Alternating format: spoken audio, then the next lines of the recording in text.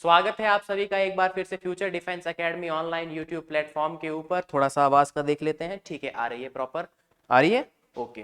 तो future defence academy online platform आपका हार्दिक स्वागत करता है। मैं एक बार फिर से आ चुका हूं और बीच में थोड़ी डिस्टरबेंस थी, मेंसुरेशन के वीडियोस आपको नहीं मिल पा रहे थे, उसके लिए हमें खेद है, दुख है। मैं आपसे सॉरी चाहूंगा कि मेंसुरेशन के वीडियो नहीं मिल पाए, लेकिन अब मेंसुरेशन भैया के वीडियो कंटिन्यू आपको मिलते रहेंगे। ठीक है, भले छोटे मिले, क्वेश्चंस कम मिले, लेकिन रेगुलर बेसिस पे आपको वीडियोस मिलेंगे। इनकी कोशिश मैं करूंगा कि आपको कम से कम 20 to 25 मिनट्स का वीडियो मिले ही मिले। देखिए, सेशन स्टार्ट हो चुका है तो थोड़े से और भी काम बहुत होते हैं, उस कारण से कंटिन्यूटी बना पाना कई बार मुश्किल होता है। ठीक है, तो बात कर रहे थे हमारे मेंसुरेशन के ऊपर। ये सब 2D, आज इस 2D को हम फिनिश कर देंगे। मतलब आज एंड नेक्स्ट क्लास में 5 वीडियोस अपलोड हो चुके हैं। Mensuration part 6 and mensuration part 7 के अंदर 2D फिनिश करेंगे। फिर कोशिश करेंगे कि 7-8 पार्ट में 3D फिनिश करें। फिर इसके शानदार क्वेश्चंस लगाएंगे। तो rectangle, square, rhombus, trapezium, parallelogram, circle क्या होता है ये सब आपको पता है, मैं बता चुका हूं। इनके फॉर्मूलाज एक बार अच्छे से देख लीजिए कि भाई रेक्टेंगल का फॉर्मूलाज 2l+b होता है, l×b एरिया होता है, √l² + b² क्या होता है आपका डायगनल। जो डायगनल होता है ना, अपोजिट एक्सिस को मिलाने वाली, सॉरी अपोजिट वर्टिसेस को मिलाने वाली लाइन, ये वर्टिसेस होते हैं। एक वर्टिसेस ये, एक वर्टिसेस ये, इनको मिलाने वाली जो लाइन होती है उसको बोलते हैं क्या, या इनको ज्वाइन करने वाली लाइन को क्या बोलते हैं, डायगनल। तो लेंथ ऑफ डायगनल ये हो गया। इसका पैरामीटर 4a, ये a², ये √2a, ये सब आप बातें जानते हैं। तो एक एक मिनट बस इन पे नजर मार लीजिए, फिर हम क्वेश्चंस को करेंगे।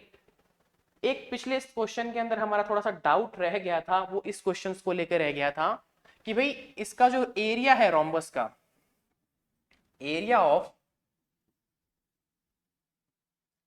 रोम्बस जो है वो आपको 72 सेंटीमीटर स्क्वायर दे रखा था। ठीक है, और फिर हमने उसको हाफ d1 d2 अपॉन इस तरीके से करके आंसर जो निकाला था वो शायद 18 निकाल लिया था, पर वो थोड़ा सा गलती हो गई थी हमसे।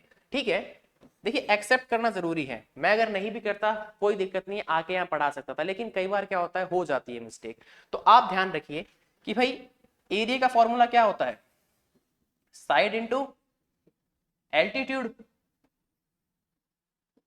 Is equal to 72। ठीक है, अब देखिए साइड तो मेरे को दे रखी है कितनी, पैरामीटर कितना था 32। अगर रोम्बस है, रोम्बस की प्रॉपर्टी आप सभी को पता है क्या होती है कि भाई ये साइड ए है, ये साइड ए है, ये साइड ए है, ये साइड भी ए है, यानी कि 4 टाइम्स ऑफ ए होता है उसका पैरामीटर। तो 4 टाइम्स ऑफ ए 32 के इक्वल था, तो वहां से ए की वैल्यू आई थी 8 सेंटीमीटर। ये 8 सेंटीमीटर वैल्यू किसकी थी, ए की, यानी साइड की वैल्यू। किसकी वैल्यू, साइड की। तो साइड की वैल्यू 8 यहां पे रख देते हैं। 8 into altitude is equal to 72। तो एल्टीट्यूड की वैल्यू यहां से निकल के आएगी बहुत ही प्यारी सी 72/8।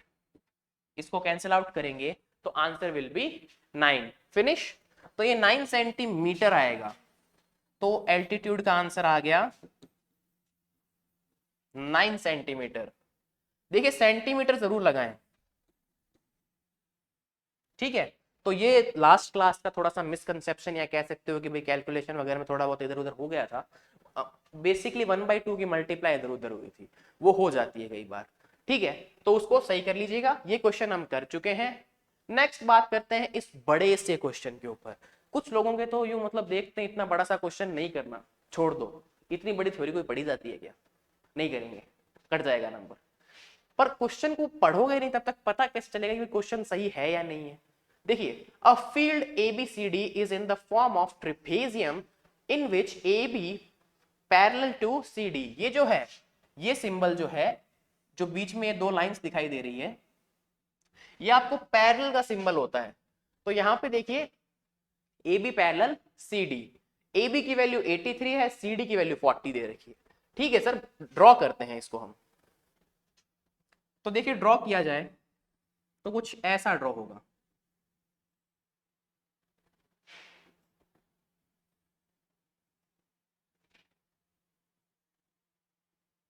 ठीक है,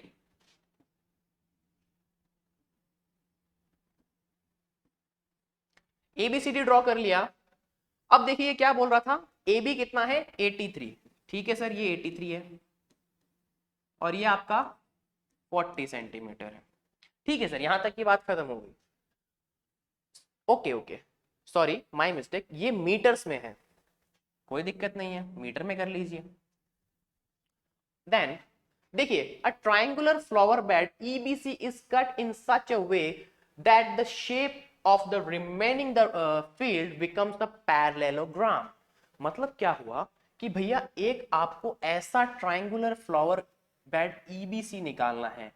कैसा EBC, मतलब बी और सी कोऑर्डिनेट आने चाहिए या बी और सी वर्टिसेस आने चाहिए। दैट मीन्स कुछ ऐसा निकालना है आपको, इसको आप बोल दीजिए ई। ये आ गया EBC। और EBC क्या कर रहा है, EBC क्या कर रहा है, इस पूरे को, कौन से वाले पूरे को, इस पूरे को पैरेललोग्राम बना रहा है। क्या बना रहा है, पैरेललोग्राम बना रहा है, ये बात इसने कह दी है। ठीक है, और एंटायर फील्ड का एरिया उसने मुझे दे दिया है। एंटायर फील्ड का एरिया कितना है, ये वाला। ठीक है, एंटायर फील्ड का एरिया भी दे दिया है। तो find the area of flower bed and remaining field. कुल मिला के बात ये हुई कि ABCD एक फील्ड थी, एक खेत था, ऐसा समझ लो। उसके अंदर क्या हुआ, वो इस ट्रिपेजियम फील्ड का था या ट्रिपेजियम साइड्स का था। तो उसने क्या कहा कि एक ऐसा ट्राइंगल निकाल दिया कि वो ट्राइंगुलर शेप में था, उसको निकाल दिया कि भैया ये जो AECD ये जो बन रहा है ये पैरेललोग्राम बन जाए। ये क्या बन जाए, पैरेललोग्राम बन जाए। ठीक है सर, यहां तक की बात क्लियर है। पूरे फील्ड का एरिया, मतलब ये जो ABCD पूरा फील्ड है, इसका एरिया इतना दे रखा है। तो आपको फाइंड करना है एक तो इसका एरिया दैट इज A1, इसका एरिया दैट इज A2। ठीक है सर, फाइंड आउट कर लेते हैं। तो मैं क्या करता हूं, यहां पे सबसे पहले मैं फॉर्मूला लगाता हूं, किसका, इस पूरे ट्रिपेजियम के लिए। Area of trapezium, area of trapezium क्या होता है भैया, हाफ A+B इंटू एच। यानी कि क्या होता है, A यहां पे क्या है, या A+B यहां पे क्या है, सम ऑफ पैरेलल साइड्स। यानी कि CD और AB का सम क्या होता है, A+B। और H क्या होता है, एल्टीट्यूड कह दो या हाइट कह दो। तो ये मुझे दे रखा है 2337, हाफ, यहां पे वैल्यू आएगी 83 प्लस 40 और H मुझे फाइंड आउट करना है।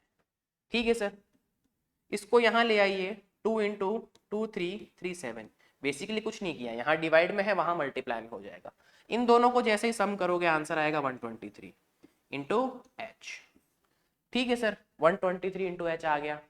अब क्या करो, इसको इसके अपॉन में ले जाते हैं। तो एच की वैल्यू आ जाएगी 2 इंटू 2337 अपॉन 123। यहां से h की वैल्यू मिलेगी। अब देखिए 123 है, सीधा अगर आप इससे करना चाहे तो सीधा भी कर सकते हैं। हम सीधा करने की कोशिश करें या इसको थोड़ा सा, चलिए सीधा नहीं करते हैं, हम इसको 3 की टेबल से डिवाइड करते हैं ऊपर नीचे। जैसे ही 3 से करोगे यहाँ आएगा 41, ऊपर भी 3 से कीजिए। देखिए 23 में आएगा कितना, चलिए कलर चेंज कर लेते हैं। 23 में आएगा 7, फिर आएगा 23 अगेन 7, और यहाँ आ जाएगा फिर 27 यानी कि 9, 779 आ जाएगा। यहां तक की बात क्लियर है। तो h की वैल्यू कितनी आ जाएगी, 2 इंटू 779 अपॉन 41। अब जैसे 41 से आप इसको कैंसिल आउट करोगे, आप सभी को पता है 820 जो होता है वो 20 टाइम्स आएगा। अगर 820 होता ना, देखो 14 इंटू 20 करोगे तो 820 आता, लेकिन ये 820 से जस्ट माइनर है। That means 41 into 19 that is 779। तो यहाँ पे 19 टाइम चला जाएगा, 2 इंटू 19 आंसर विल बी 38। कहानी में ट्विस्ट अब आएगा, क्या कि भैया h की वैल्यू आ गई क्या, 38 मीटर। यानी कि ये जो h है ये आया 38 मीटर। ठीक है सर, 38 मीटर आ गया। अब क्या किया जाए, अब यहां से देखो बहुत ही छोटी सी कैलकुलेशन बची है, अगर दिमाग लगा के करना चाहो तो। देखिए एच की वैल्यू 38 मीटर आ चुकी है। अगर मैं कहूं कि ये ए ई सी डी क्या है, पैरेललोग्राम है। क्या है भैया, पैरेललोग्राम है। ए ई सी डी पैरेललोग्राम है। पैरेललोग्राम के अंदर क्या होता है कि भैया ये साइड और ये साइड इक्वल होनी चाहिए। अगर ये 40 है तो ये भी 40 सेंट या 40 मीटर होनी चाहिए। ये वाली 40 है पूरी की पूरी, तो ये वाली भी क्या होनी चाहिए, 40 होनी चाहिए। पूरी साइड 83 है, ए बी की पूरी वैल्यू 83 है। अगर ए की वैल्यू कितनी है 40, तो रिमेनिंग कितनी हो जाएगी।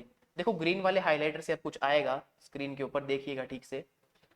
ये वाली वैल्यू कितनी हो जाएगी, सबको पता है पूरी 83 है, ये वाली 40 है, तो ये वाली आ जाएगी कितनी 43। तो ये वैल्यू आ गई कितनी 43 मीटर। अब आपके पास में हाइट भी है, आपके पास में बेस भी है। आप इस A1 की वैल्यू निकाल लीजिए। A1 की वैल्यू मैं यहां निकालने वाला हूं, क्योंकि ये फॉर्मूला आप सभी को याद है, इसलिए A1 की वैल्यू हम यहां निकालेंगे। A1 आया बच्चों हाफ, बेस कितना आया 43, हाइट कितनी है 38। ठीक है सर, यही तो आएगा। इसको कैंसिल आउट कर दीजिए, ये आ जाएगा 19, सॉरी इट्स 19। यह आ जाएगा 43 माइनस, सॉरी 43 मल्टीप्लाई 90। अब लोग क्या करेंगे, इस 43 को 19 से मल्टीप्लाई करेंगे, हम नहीं करेंगे। हम क्या करेंगे, इसको ऐसे करेंगे, दिमाग में करना है ये 430 प्लस 430, यानी कि हमने 20 टाइम्स कर लिया। तो कितना होगा भाई, 43 को 2 टाइम कर लो। 43 को जैसे ही 2 टाइम करोगे आंसर आया 86।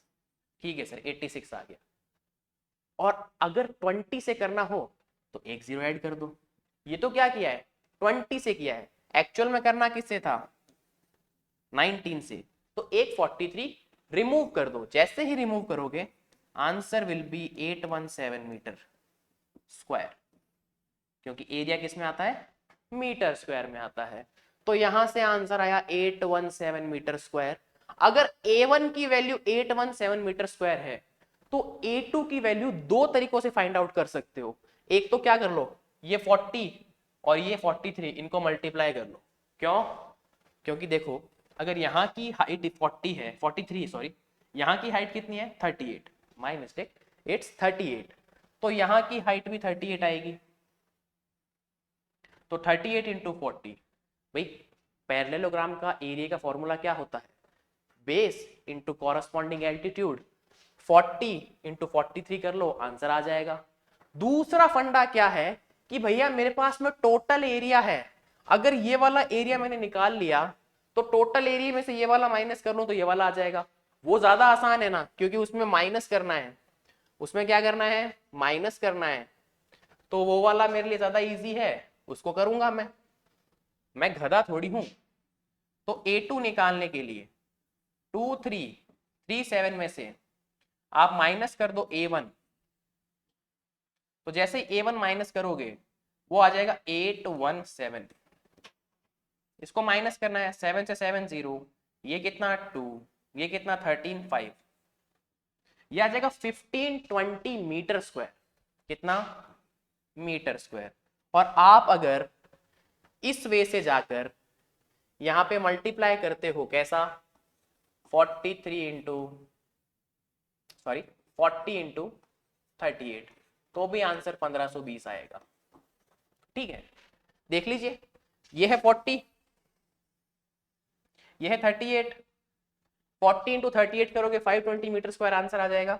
तो कैसे भी जाओ आंसर सेम ही रहने वाला है, आंसर पे कोई इफेक्ट नहीं पड़ने वाला है, आंसर पे कोई डिफेक्ट नहीं पड़ने वाला है, बट कॉन्सेप्ट क्लियर होना चाहिए।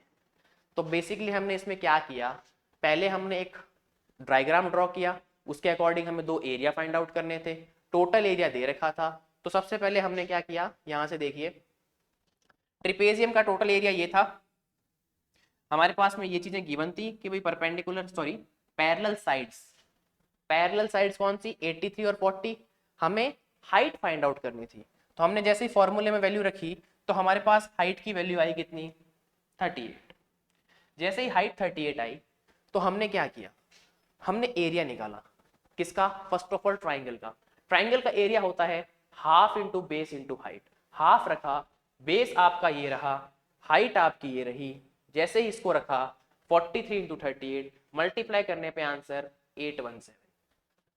अब पैरेललोग्राम का एरिया निकालना था तो आप क्या काम कर सकते हो, या तो आप सीधा 40 इंटू 38 को कर दो सॉल्व और आंसर निकाल लो, भाई बेस इंटू कॉरस्पॉन्डिंग एल्टीट्यूड निकाल लिया, या क्या कर दो टोटल एरिया में से इस ट्राइंगुलर शेप का एरिया, इस ट्राइंगुलर शेप का एरिया माइनस कर दो तो आपके पास में क्या आ जाएगा, ये वाला एरिया जो कि इस शेप का है।